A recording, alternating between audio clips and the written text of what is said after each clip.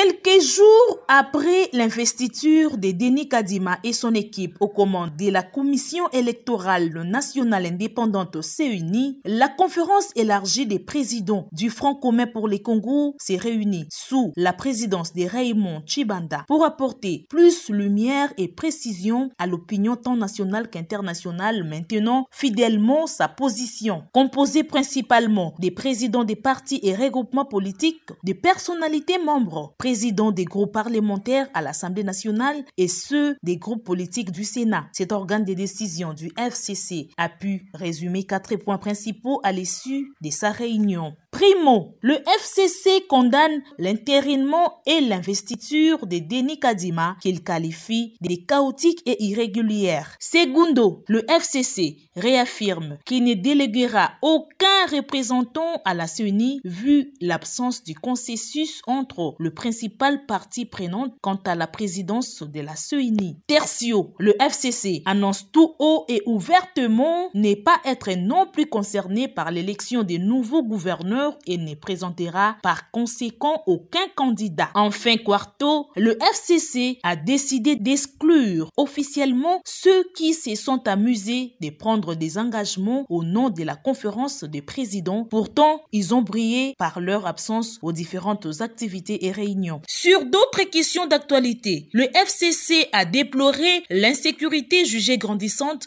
et prolongée dans les provinces touchées dans l'est de la RDC. Régression de la situation sociale, marquée notamment par la grève des enseignants et personnels soignants, le retard du paiement des fonctionnaires pour le mois d'octobre, aussi le caractère injuste et inhumain de la taxe RAM. Il invite donc instamment les gouvernements à répondre favorablement à ces multiples revendications légitimes en faveur de la population. Et en guise de conclusion, le FCC, via ce communiqué officiel signé par la conférence élargie des présidents, réitère son engagement à la défense de la démocratie, le respect de la Constitution et des lois de la République, une CENI non instrumentalisée et véritablement indépendante, des élections crédibles, libres, transparentes, inclusives et apaisées en 2023, la fin de l'insécurité dans l'est du pays, la suppression des RAM, une taxe illégale et confiscatoire du faible pouvoir d'achat